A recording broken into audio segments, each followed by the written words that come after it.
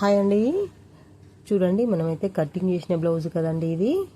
మనం ఆది బ్లౌజ్తోని చక్కగా కట్ చేసాం కదా, అదే ఆది బ్లౌజ్తోని స్టిచ్చింగ్ కూడా ఎంత ఈజీగా చేస్తున్నాం అనేది మనమైతే చూసేద్దాం.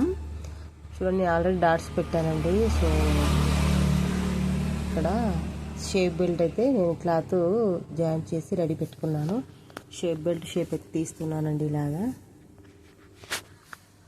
చాలా ఈజీగానండి. మనకైతే ఆది బ్లౌజ్ ఉంటుంది కాబట్టి చాలా ఈజీ ప్రాసెస్లో కటింగ్ అండ్ స్టిచ్చింగ్ కూడా అంతా కూడా మన ఛానల్లో ఉంటాయి ఫ్రెండ్స్. సో చక్కగా అల్కగా నేర్చుకునే చాలా అవైలబుల్స్ ఉన్న వీడియోస్ అయితే మన ఛానల్లో ఉంటాయి. సో నా ఛానల్కి సబ్స్క్రైబ్ చేసుకోండి, వీడియోకి అయితే ఒక లైక్ చేయండి.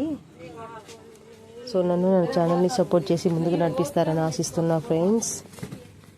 చూడండి, ముందు పార్ట్కి డాట్స్ అనేవి కంప్లీట్ చేసాం కాబట్టి ఇప్పుడు మనం షేప్ బెల్ట్ అనేది ఈ విధంగా వేసుకోవాలి. చూడండి, ఇలాగా ఇక్కడ చూడండి డాట్కి అయితే ఇలాగ మలుసుకోవాలి. ఎందుకంటే అది స్ట్రైట్గా పట్టుకునేసరికి కుట్టు స్ట్రైట్గా దాని మీద పడ్డదనుకో ఇంకా పట్టేసినట్టు ఉంటుందండి, ఫ్రీగా ఉండదు. అందుకోసమైనా మనం డాట్ కంపల్సరీ మలుసుకోవాలి. ఇలా ఫ్రీగా వస్తుందండి. చూడండి, కోపుగా ఫ్రీగా ఎంత బాగుంది, ఇలాగా ఉంటుంది. కాబట్టి నేనైతే ఈ ఉక్సుల పట్టి ఉండి ముందుగా చూస్తున్నానండి. ఒక సైడ్ చూస్తే సరిపోతుంది, క్లారిటీ వచ్చేస్తుంది. కప్పు కూడా చెక్ చేస్తున్నాను. ఏమన్నా ఎక్కువ ఉన్నదనుకో ఇంకో సెకండ్ కుట్టు వేస్తాం కదా షేప్ బెల్ట్కు, అప్పుడు కొంచెం పట్టేసుకోవచ్చు. చూడండి, ఇంకో వైపు కూడా షేప్ బెల్ట్ అయితే వేసేస్తున్నాం. ఇలాగా మలవాలండి డాట్ అయితే. చూడండి, మనమైతే కుట్టుకైతే ఎంత ఉంచుకుంటామో మనకైతే ఐడియా ఉంటుంది కదండి. అంతే మోతాదులో పట్టుకోవాలి క్లాత్ కుట్టేటప్పుడు కూడా. ఇలాగ రెండు ఒక్కంత వచ్చినాయా లేదని చూసుకున్నాను. ఒక్కంత వచ్చినాయండి. ఒకవేళ ఎక్కువ తక్కువ వచ్చినా ఏదినికి తక్కువ వచ్చిందో ఏదినికి ఎక్కువ వచ్చిందో చూసుకొని తక్కువ వచ్చిన దానికి కుట్టేసుకుంటే సరిపోతుందండి. రెండో కుట్టు కూడా వేయడం జరుగుతుంది. చూడండి, ఇలాగా కుట్లయితే వేసుకోవాలి. మనం రెండో కుట్టు కూడా వేసుకోవాలండి. మనం ఫస్ట్ కుట్టు ఎంత వేసుకున్నామో అదే కుట్టులో ఇంకో కుట్టు అయితే వచ్చేలా వేసుకోవాలి. ఇలాగా ఇక్కడ చూడండి, రెండు ఉక్సుల పట్టి కాజా పట్టి సేమ్ ఉన్నాయని చూశాను. సేమే ఉన్నాయి. ఒకవేళ ఎక్కువ తక్కువ ఉంటే ఖచ్చితంగా మనమైతే తక్కువ ఉన్న దిక్కైతే కుట్టేసుకోవాలని చెప్పాను కదా. సో అలాగా ఇప్పుడు మనం ఉక్సు పట్టి కాజా పట్టీలు అయితే రెడీ చేసుకుంటున్నాం. వాటిని ఎలా వేసుకోవాలి, మనం ఎక్కువ శాతం మనకైతే మెయిన్ క్లాత్ని ఉపయోగించాలండి కాజా పట్టికి.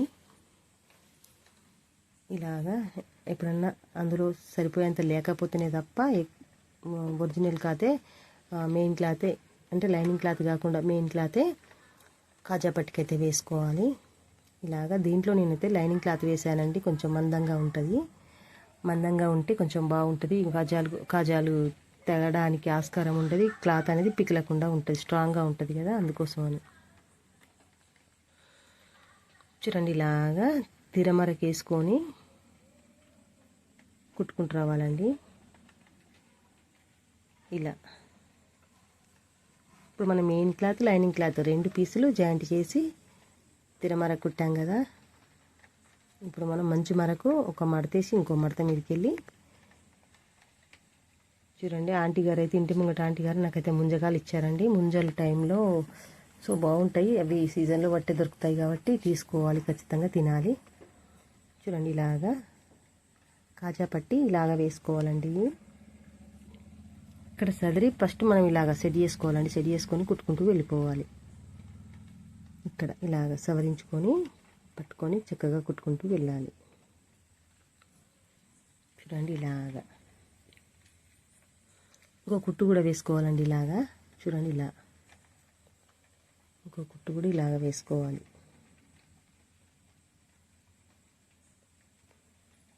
ఎలా వచ్చిందనేది చూసిస్తున్నాను. ఏమన్నా దారాలు ఉంటే కట్ చేసుకుంటూ వెళ్ళిపోవాలి ముందుకి.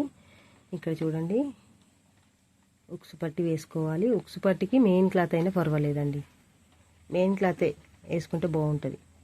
మెయిన్ క్లాత్ కాదండి, లైనింగ్ క్లాత్, లైనింగ్ క్లాత్ వేసుకోవాలి. చూడండి, ఉక్సు పట్టికి లైనింగ్ క్లాత్ వేసుకోవాలి. మెయిన్ క్లాత్ ఉన్నా లేకపోయినా లైనింగ్ క్లాత్ వేసుకుంటే మెత్తగా ఉంటుంది కదండి, లోపల వైపు వస్తుంది కాబట్టి బాగుంటుంది. చూడండి ఇలాగా ఎక్స్ట్రా ఉన్న క్లాత్ కట్ చేసి కొంచెం వెనుక మలుపుకోవాలి. ఎక్కువ ఉందండి, ఇంకా కొంచెం కూడా కట్ చేస్తున్నాను. ఇలాగా క్లాత్ మలుపుకోవాలండి, మలిపి కుట్టు అయితే వేసుకోవాలి. చూడండి ఇలా పైనుంచి వెళ్ళి ఇంకా కుట్టు వేసుకోవాలండి. ఇలాగా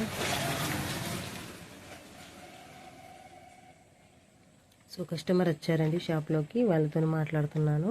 కదైనాక మనమైతే కుట్టుకుంటాం. అటు చూసుకుంటే ఇటు కుట్టుడైతే కుదరదండి, ఆపే వాళ్ళతో మాట్లాడి వాళ్ళ పని కంప్లీట్ అయినాక నేనైతే మిషన్ కుడతాను మళ్ళీ. చూడండి ఇలాగా చక్కని వర్క్ ఇంట్లో కూర్చుండి హ్యాపీగా చేసుకోవచ్చు అండి. ఏమీ దిగులు లేదు, చక్కగా వస్తుంది. మీరు ఏం టెన్షన్ పడకూడదు. సో మళ్ళీ కస్టమర్ అయితే వచ్చారు. సో వాళ్ళైతే బ్లౌజ్ గురించే మాట్లాడారండి. నేను నాకు ఆల్రెడీ ఇచ్చారు, నేనైతే పలానా టైంకి కావాలి అని చెప్పారు. సరే అని చెప్పి ఒప్పుకున్నాను. ఇలాగా నుంచి కూడా ఇంకా కుట్టేసుకోవాలి.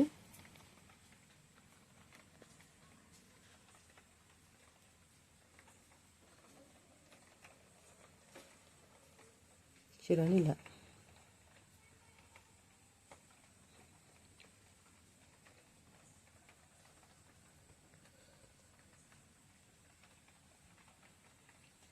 సో మళ్ళీ అయితే మాట్లాడారు. ఇలా కుట్టుకుంటూ వెళ్ళిపోవాలండి.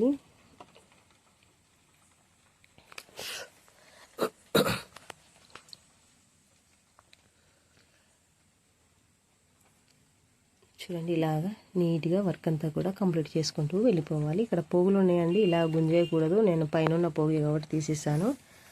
సో కుట్టిన పోగు అయితే తీసేయడం వల్ల కుట్ల పీకలు వస్తాయండి. ఇప్పుడు గల్ల మొత్తం కూడా కొలుస్తున్నానండి. మనకైతే ఆది బ్లౌజ్ ఉంది కదా, దాంతోనట్టుగా సేమ్ దానంతా రావాలి కదా. గల్ల మొత్తం కూడా మనకైతే అంతే పెట్టమన్నారు కాబట్టి అంతే ఉండేలా మనం చూసుకోవాలి. ఏమన్నా తక్కువ ఉంటే కట్ చేసుకోవచ్చు అండి. ఇప్పుడు గల్ల పీస్ వేయకముందు బరాబరి వచ్చింది కాబట్టి మనం గల్లకు సంబంధించిన పీస్ని అయితే రెడీ చేసుకోవాలి. ఇప్పుడు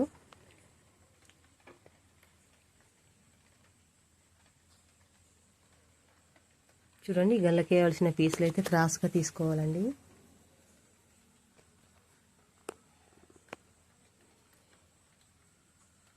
ఇది లైనింగ్ క్లాత్లో వెళ్ళినా పర్వాలేదు, మెయిన్ క్లాత్లో వెళ్ళినా పర్వాలేదు.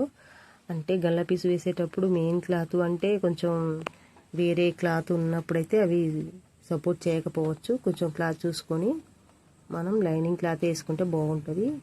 ఇంకా ఓకే, ఏది వీలైతే అది వేసుకోవచ్చు. కొంచెం స్టిఫ్గా ఉండే క్లాత్ అయితే కొంచెం బాగా వేయడానికి బాగా అనుకూలించేది, అందుకోసమని ఏదైనా వేసుకోవచ్చు. కానీ దాంట్లోనే మ్యాచ్ అయ్యి సరిగా ఉండాలి. ఇలా క్రాస్ పీసులన్నీ కూడా కట్ చేసి పెట్టుకోవాలి. క్రాస్గా తీసుకోవాలి. ఇలాగా చూడండి, ఇలా క్రాస్గా ఇలాగా